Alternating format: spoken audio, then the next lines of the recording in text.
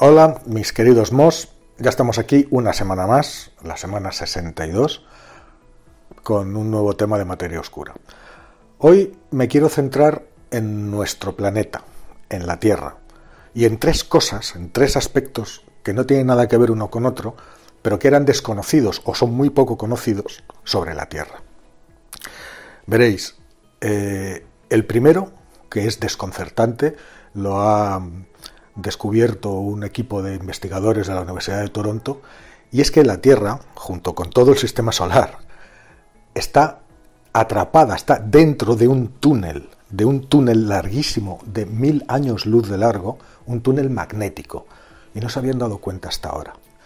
El segundo estudio nos dice que la Tierra, nuestra canica azul, cada vez es menos brillante, es decir, que se está oscureciendo poco a poco. Veremos ahora por qué. Y el tercer estudio, que me parece también absolutamente increíble, habla de la posibilidad cada vez más cierta de que todo el planeta de repente se tumbe. Es decir, imaginaros que tenemos aquí los continentes, América del Norte, del Sur, África, bueno, pues que todo esto se tumbe. Es decir, que cambie el eje de rotación del planeta y por lo tanto, que la Tierra se tumbe con respecto al eje de rotación del planeta, desplazando los polos. Y parece ser que eso sucedió hace 84 millones de años. Por lo menos eso es lo que dicen los científicos. Así que tenemos hoy por delante tres temas apasionantes, todos ellos relacionados con nuestro planeta, y vamos a empezar por el primero, por el más enigmático de todos. Nuestro mundo atrapado en un túnel magnético. Como os acabo de decir, no se trata solo de nuestro planeta, sino del sistema solar entero e incluso de algunas estrellas cercanas. El diámetro de ese túnel es enorme y la longitud de ese túnel, como os acabo de decir, son 1000 años luz.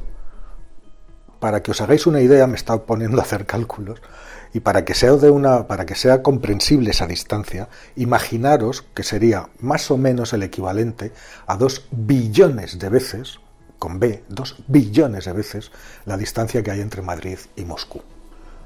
Para que os vayáis haciendo una idea de la distancia, de cuánto mide este túnel. Y os preguntaréis, ¿y ese túnel por qué no lo han visto hasta ahora? Bueno, no es nada fácil, es una estructura muy grande y además tiene que no se ve a simple vista, sino, en el espectro de lo visible, en el rango de lo visible, lo que podemos ver con el ojo desnudo, es invisible, no se ve. Sin embargo, sí que se ve en ondas de radio, en la longitud de onda de las ondas de radio. Y por eso ha sido con radiotelescopios como se ha podido encontrar. ¿Y por qué con los radiotelescopios no lo han encontrado antes? Pues porque es muy complicado ver una cosa en la que nosotros estamos dentro, y ahora os cuento cómo es toda la historia. Todo esto parte desde hace décadas. Los científicos conocen dos estructuras magnéticas que están en dos puntos diferentes del espacio, ¿no?, que siempre han sido estudiadas de forma independiente y que se llaman la North Polar Spur, o espolón polar del norte, y la Fan Region, o la región de los abanicos, ¿no?, para entendernos. Estas dos estructuras, que están separadas entre sí, están muy lejos la una de la otra, siempre habían sido consideradas como dos cosas independientes y habían sido estudiadas como cosas independientes.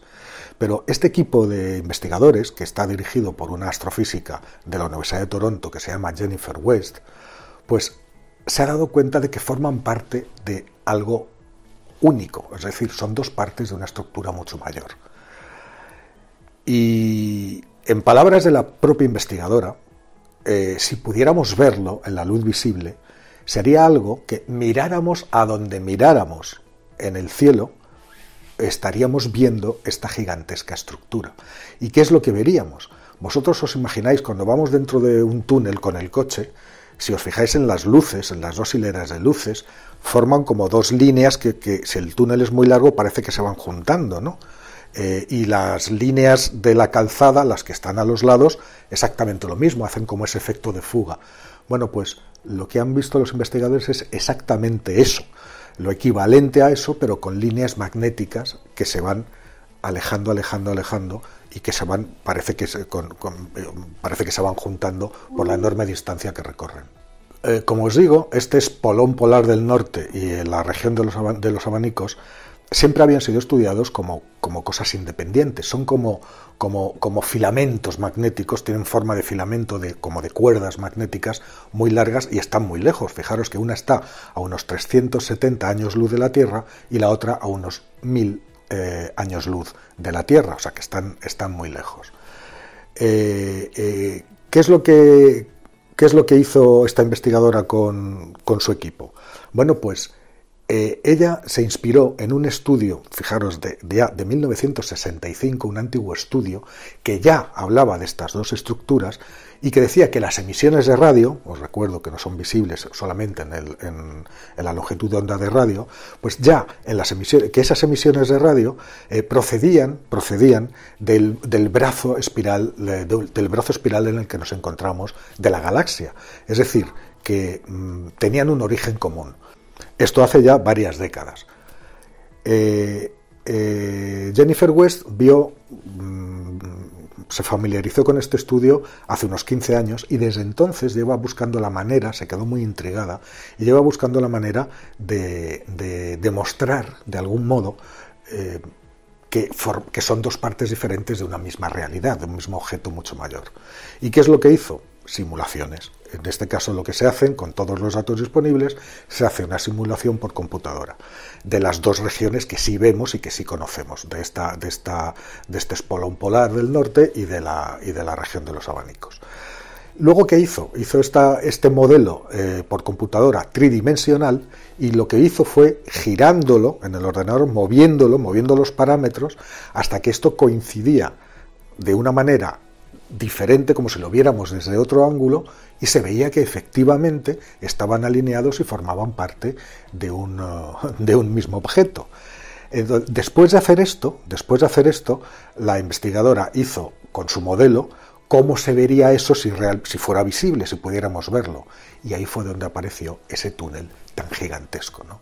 En el cual nosotros, nuestro planeta, con todo nuestro sistema solar e incluso algunas estrellas vecinas, pues resulta que estamos atrapados, estamos dentro de eso. ¿Qué es este filamento? Bueno, ahí empiezan las dudas, claro. ¿Por qué? Porque los investigadores han visto estructuras similares en otros lugares de la galaxia a lo largo de los años.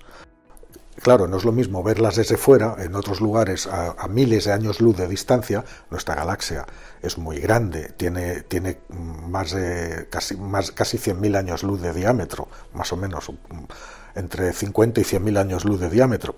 O sea, imaginaros, ¿no? Y han visto estructuras similares en otros sitios. Y hay algunos que piensan que esas estructuras podrían ser, ¿cómo os lo diría yo? Como si fueran los huesos, como si fuera el esqueleto de la galaxia, un esqueleto magnético. Las fuerzas magnéticas sabéis que tienen una gran importancia en todo lo que sucede en el espacio. No lo sabemos, eso todavía no lo sabemos. ¿Qué es lo que tienen que hacer a partir de ahora? Pues investigar más. Tienen que hacer más observaciones de estos dos objetos, de las dos partes que se ven, ver si son capaces, ahora que saben cómo es la estructura, de localizar más datos para añadirle a los que ya se tienen, y estudiar muy bien esta región de la simulación de Jennifer West, estudiar muy bien todo lo que se ve en esa simulación para encontrar un paralelismo con las observaciones reales que se hagan a partir de ahora. Es decir, quedan años de trabajo. Pero también existe una posibilidad, ¿no? Que este trozo de tubo que hemos encontrado, es decir, este túnel magnético que se ha encontrado, podría ser parte a su vez de una estructura mucho mayor. Os he dicho hace un momento que podría ser el esqueleto de la galaxia, pero es que podría formar parte de una estructura mucho mayor a la que pertenece tanto este tubo en el que nosotros estamos dentro, como otros que se han detectado, estos otros que os he dicho que se han detectado por ahí. Es decir, todavía nos queda muchísimo por aprender de nuestra galaxia y también de nuestra Tierra. Y por supuesto, la Tierra también tiene un campo magnético, el Sol tiene un campo magnético muchísimo más fuerte. Ahora que sabemos que estamos dentro de un tubo magnético, tendremos que ver cómo se relacionan los magnetismos solar y terrestre con esta fuerza magnética que hasta ahora no sabíamos que estaba ahí. Así que el trabajo acaba de empezar, ahora mismo estamos en la fase de sorpresa, estamos dentro de un tubo magnético, de un túnel. Estamos saliendo ahora mismo de la sorpresa y investigaciones que vendrán en los próximos años, diría yo, pues nos van a ir dando cada vez más información sobre este aspecto. Y vamos ahora con la segunda historia, ¿no? Que es que la Tierra está perdiendo su reflectividad. Vamos, en otras palabras, la Tierra se está oscureciendo, y se ha oscurecido durante los últimos 20 años, según ha podido ver un equipo de investigadores de California, de la Universidad de Nueva York, pero donde también hay científicos españoles del Instituto Astrofísico de Canarias y de la Universidad de La Laguna. ¿Qué significa? Significa no que la Tierra sea más oscura, sino que está perdiendo capacidad de reflejar la luz solar que llega. Sabemos que en la superficie de la Tierra hay partes que son muy reflectantes, es decir, que reflejan mucha cantidad de la luz solar. Si absorbiéramos toda la luz solar, aquí haría muchísimo más calor, ¿no? Por ejemplo, las capas polares, las nubes, la cubierta de nubes, son muy reflectantes. Normalmente, de media, la Tierra refleja alrededor de un 30% de la luz solar que le llega, ¿vale? Y eso nos mantiene a las temperaturas que estamos, es decir, la reflectancia de la Tierra, o el albedo, que es el término que utilizan los científicos, tiene unas consecuencias climáticas enormes a nivel global, o sea, para toda la Tierra. Bueno, pues este equipo de investigadores se ha dado cuenta que en los últimos 20 años, entre 1998 y 2017, me parece, pues que esta capacidad de reflejar la luz solar había disminuido. Y sobre todo había disminuido durante los últimos 3 años del periodo estudiado, ¿no? En los últimos 3 años, es decir, mucho más recientemente. ¿Y esto qué significa? Pues significa que la Tierra está reflejando menos luz del Sol y por lo tanto está absorbiendo más calor. ¿Y cuánto más calor está absorbiendo la Tierra? Pues el estudio de estos investigadores nos dicen que está absorbiendo medio vatio más de calor, de energía, por cada metro cuadrado. Es decir, cada metro cuadrado de la Tierra está absorbiendo, debido a esta disminución de su reflectividad, está absorbiendo 0,5 vatios de energía extra. Esto podría ser muy preocupante, pero los propios investigadores dicen en su estudio que el periodo estudiado, las 2 décadas estudiadas, no tienen datos, no arrojan datos suficientes como para saber si esto es una tendencia, es decir, una tendencia que se va a prolongar mucho en el tiempo, o más bien un episodio después del cual la Tierra va a volver a la normalidad. Para saber si es una tendencia hay que estudiarlo durante más tiempo. Si realmente es una tendencia, si realmente al final resulta que es una tendencia y que esto va a más, pues estamos en una especie de camino que nos va a llevar a un calentamiento brutal, al que se añade el calentamiento que la actividad humana, industrias, etcétera, etcétera, está generando. ¿Y por qué se está produciendo este descenso de la capacidad de reflejar de la Tierra? Pues evidentemente por el calentamiento. En concreto, los investigadores han dado cuenta que el calentamiento de las zonas costeras de las 2 Américas, de América del Norte y de América del Sur, ha provocado una disminución en la cantidad de las nubes de baja cota, de las nubes bajas. Al no estar esas nubes bajas, la luz solar no se refleja en esas nubes, sino que va directamente al océano. Y el océano refleja mucha menos luz solar que las nubes, es decir, absorbe mucho calor.